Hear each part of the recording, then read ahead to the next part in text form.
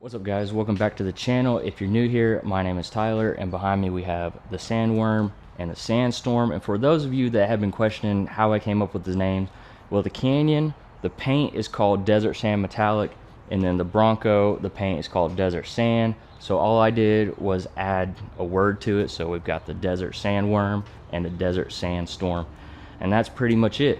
But today we're just going to kind of compare the two, see what it's been like to live with both as a daily driver, as modifying them, and as off-roading them. So there's going to be kind of three parts. So we're going to start with talking about the modifications. But before we do that, make sure you hit like and subscribe, and let's roll the intro.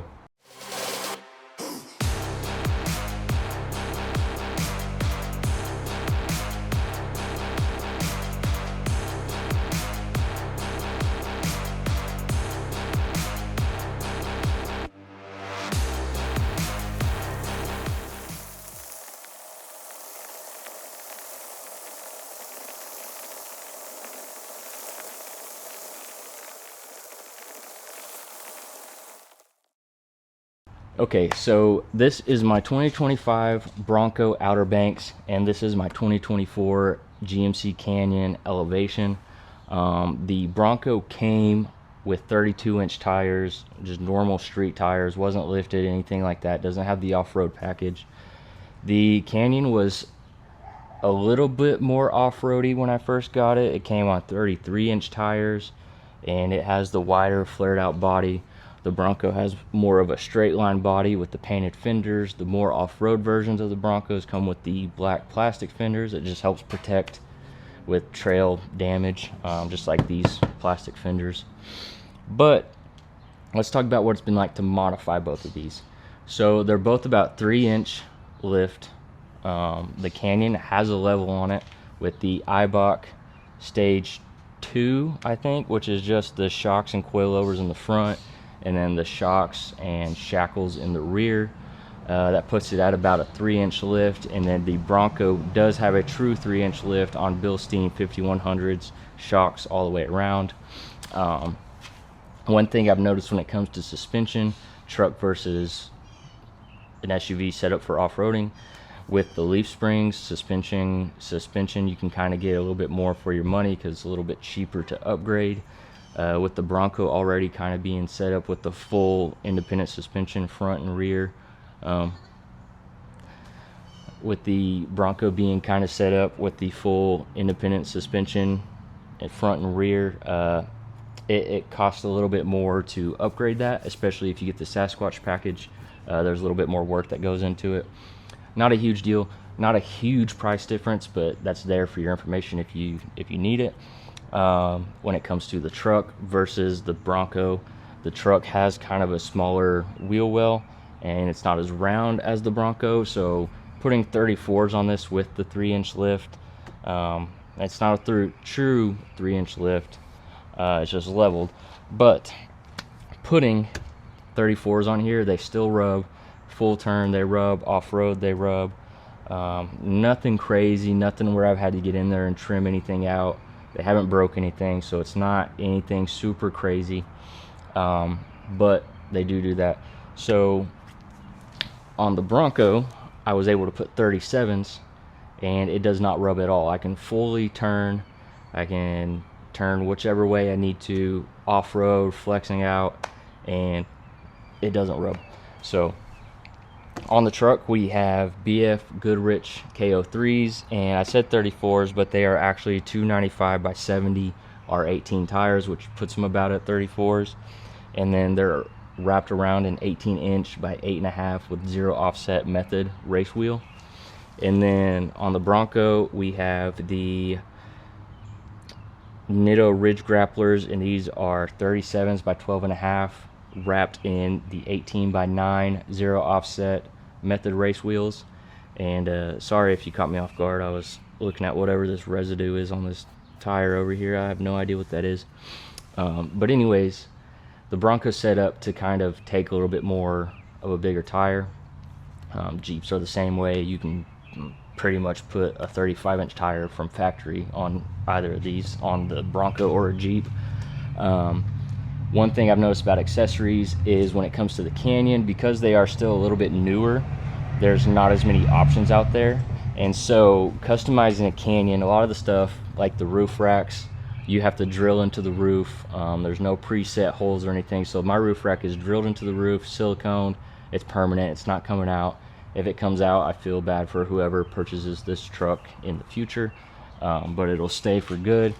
And then I have the KC lights up there, and I actually ordered from Peak Suspension special brackets to hold that roof rack, because at the time there wasn't any made. I think you can get them now, but if not, Peak Suspension is who you should reach out to for that.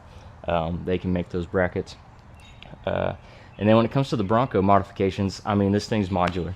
Like, it's got spots up on the roof. You can pop a cover off, and it's got holes and bolts ready to go for roof racks, light bars, everything like that. So there's not a whole lot of, I don't really think there's anything that I've looked at buying that I really need to drill anything into the Bronco. It's all bolt-on parts.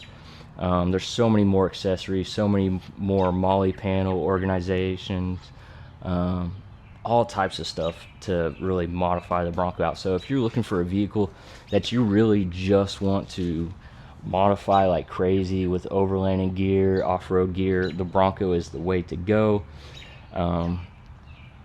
If you get a Canyon for that purpose, like I was saying, there's not a whole lot of options out. So there's a few companies out there that make quite a bit of stuff, but in the end you're going to end up with a very similar vehicle to what other people have already done.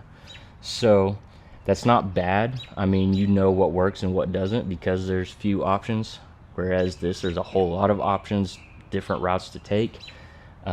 You're just not going to stand out as much with accessories on a truck like this, whereas a Bronco, there's so many out there.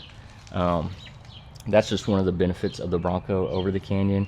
I will say the Canyon has been fun to modify. I just got started with the Bronco, so we'll do an update video in the future. But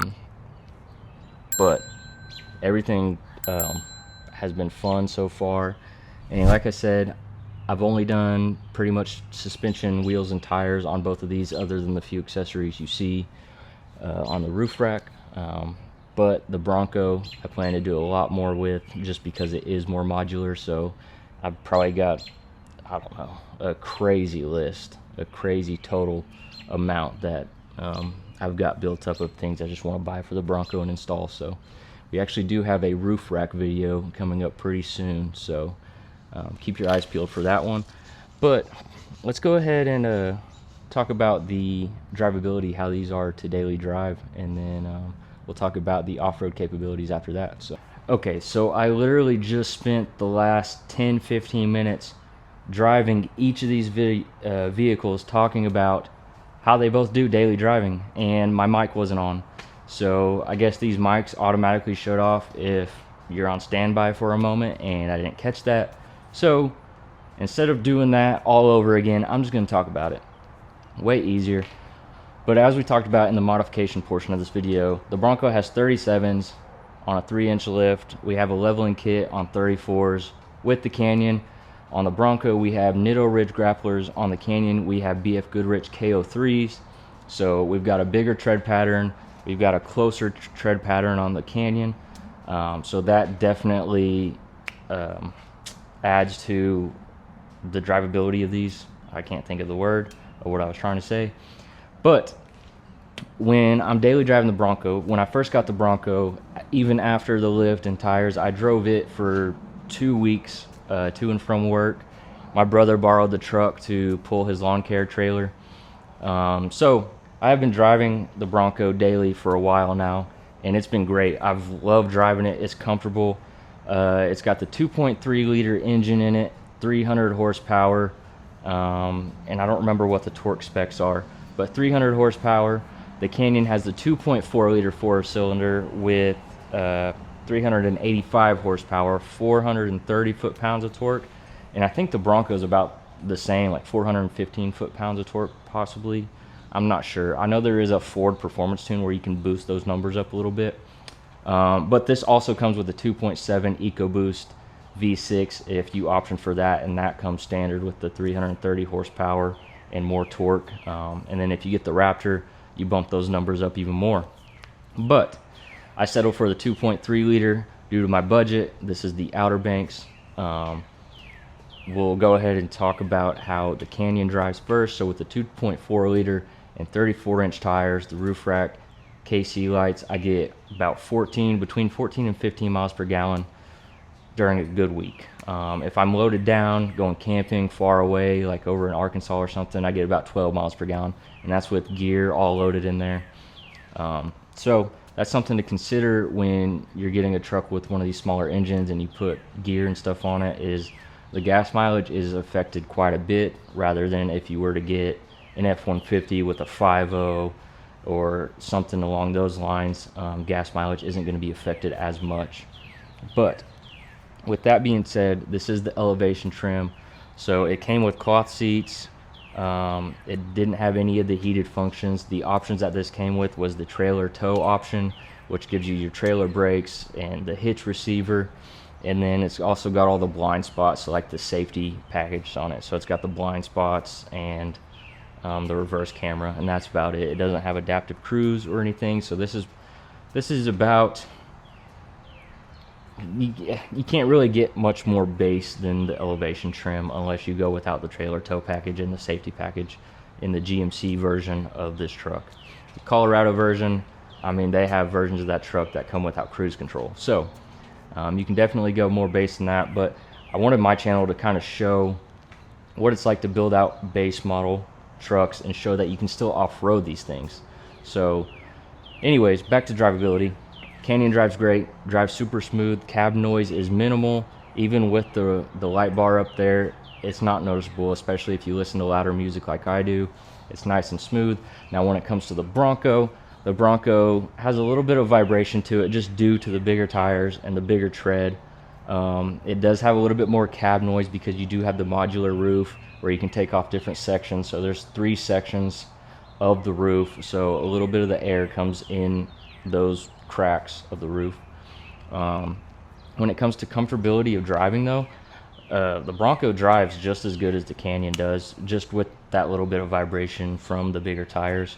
But the Bronco does have more options than the Canyon. So I've got the 360 cameras, I've got the front cameras, the side view cameras, the rear camera, the over the top 360 camera, and then I do have heated seats and heated steering wheel in there, and it came standard with the leather seats, whereas I got the cat skins installed in the Canyon.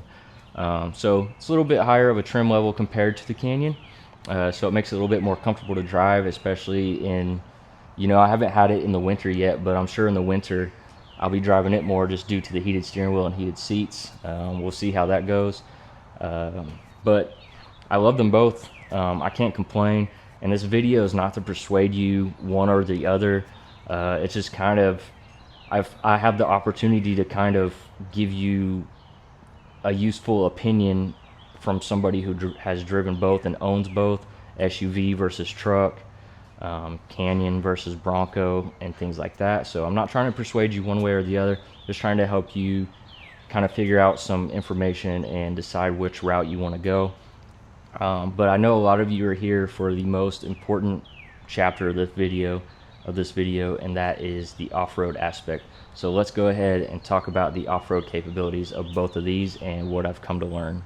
Okay, so off-roading these vehicles, and I'm going to overlay some of the off-road clips that I have of both of these. So for starters, the Canyon does not come with any selectable lockers. I believe the Elevation does not come with any selectable lockers. It does have the automatic G80 rear locker, so if there's some slippage, it'll kick in and you'll be able to move forward on that. The AT4, the next trim level up, is where you get the selectable rear, and then the further up you go, you get the front and rear selectable. My Bronco does not have the Sasquatch package, so it doesn't have the sway bar disconnect, and it does not have any selectable lockers. And correct me if I'm wrong, but it does not have an auto locker either, like the Canyon. So that's one of the disadvantages of getting a Bronco without that package. But like some of the clips I'm going to show you, the Bronco still did amazing, and this is still a great contender, especially if you don't do any crazy off-roading. Like, I wouldn't say that I do any crazy off-roading. I just like to go find those remote camping spots that a lot of people don't go to, and this Bronco is plenty and more for that. The Canyon, one thing that caught me off guard was the Canyon doesn't have 4 low, but it has 4 auto. The Bronco doesn't have 4 auto, but it has 4 low. So they both have an advantage and disadvantage in that aspect. 4 low definitely came in handy with the Bronco due to its lack of lockers. 4 auto comes in handy during snow, ice, and rain. So depending on weather conditions, I'm in a good spot to kind of, you know, if it's snowing, I can use the 4 auto in the truck and utilize that, whereas if it's just super nice out, I can utilize this, take the top off, things like that. Or if I want to do some slow crawling, I can use 4 low, have a little bit more power in the 4-wheel drive. So there's some great aspects to both of these. How they both do off-roading: so the Canyon has about a foot and a half longer wheelbase than the Bronco. So there are certain situations, especially with the lack of lockers, where the Canyon comes out on top. So in those scenarios where you're on a steep hill, a steep rocky hill, to be specific, the Canyon crawls up those things with ease, especially once that G80 locker kicks in. Before I had the Bronco and I was just using the Canyon for off-road, I never really saw the use of a locker. It never even crossed my mind that I needed one. This last outing with the Bronco, I realized with the shorter wheelbase, that's kind of where the lockers come in more handy. Because there were some scenarios with the Bronco where I was doing some of those harder obstacles where the back tire would lift off the ground, and I was kind of, you know, slipping a lot, where if I had a selectable rear locker, I wouldn't have even been in that situation, and it would have just crawled right out. The Bronco still made it, and I'll show videos of that, or you can go watch my previous video. But that's just one of those scenarios that I've learned that when it comes to a shorter wheelbase, that's kind of when lockers are more important than having a longer wheelbase. And then one of the things I noticed, and this is for those, this is one of those where I would say if you have the money to spend on the Sasquatch package or the higher off-road trim level of the Bronco, do it. Because one thing I noticed is these Broncos, without that package, they do not flex as much as the Canyon does. There were obstacles where if I had the Canyon on it, the tire would have been on the ground, but in the Bronco, the tire was probably a foot off the ground. And so I know the higher packages, the off-road package, you can get the sway bar disconnect, so it would have dropped that tire down, and I wouldn't have been in that scenario. So that's just one of those cases where I would say if you had the extra money to spend it on the off-road package, especially if that's something you want to do. Now, for my case, both of these vehicles are plenty for what I do off-road wise. I have not been in a situation where I needed anything extra than what I have. The tires and suspension have been enough. I will say one of the benefits to the Canyon is the longer wheelbase. It can do those steeper rocky hills a lot easier than the Bronco can, just because it does have the auto locker, whereas the Bronco has a way better breakover point. With the shorter wheelbase, you don't have to worry about bottoming out as much. There were spots where, because I'm used to driving the Canyon, there were spots on the last trip where I thought I was going to bottom out, just out of PTSD from the Canyon. You know, in my head, I was still in the Canyon, not as much clearance, and so I was preparing to scrape something or hit something, and the Bronco never did that, just due to the bigger tires and the better clearance that the Bronco has. And so I think this is, I know earlier I said I wouldn't persuade you which vehicle to go with, but when it comes to off-roading, if you have the money to get the lockers and the sway bar disconnect, the Bronco is the way to go when it comes to off-roading. That's just my opinion from off-roading these both as they sit right now, because I do have 2 lower trim models. The Canyon just comes out on top on those steeper rocky hills just because it has that auto locker. If this came with an auto locker, it would rule the canyon all day. But if I'm doing trails where I'm worried about scraping things, or like this weekend we're going to pre-run a trail for one of my upcoming events, and I'll list that below. We're going to pre-run a trail. I'm taking the Bronco because I don't have to worry about scraping anything on it. Overall, daily driving, I'd give them about the same rating. They're both comfortable to drive. Bronco has a little bit more of the comfort accessories like heated seats and things like that. Modifications, I give that one to the Bronco, just due to the fact that it's a little bit more modular than the Canyon and there's way more accessories out for it. When it comes to off-roading, if I had the Sasquatch package, I would give that to the Bronco. Even if I were to compare the AT4X and the highest off-road package Bronco, I would give it to the Bronco. But as mine sit with the elevation and the Outer Banks without the Sasquatch package, the Canyon comes out on top just a little bit. But the Bronco still has way better clearance. I don't have to worry about hitting anything. If this came with the auto locker, like I said, nothing would be an issue for it. I think it's just the lack of the auto locker or any selectable lockers that kind of put my Canyon on top over the Bronco. But I'm not saying the Bronco's not any better. I'm saying if you have the money to get the Sasquatch package, the Bronco is better, is what I'm saying. But mine doesn't have that package. The Canyon has an auto locker, so it's like if I put them right here, the Canyon's just barely scraping by because of that auto locker. So that's about it for this video. If you have any questions, comment down below, DM me on Instagram, send me an email, whatever. I'll try to answer your questions. I try to answer anybody's questions.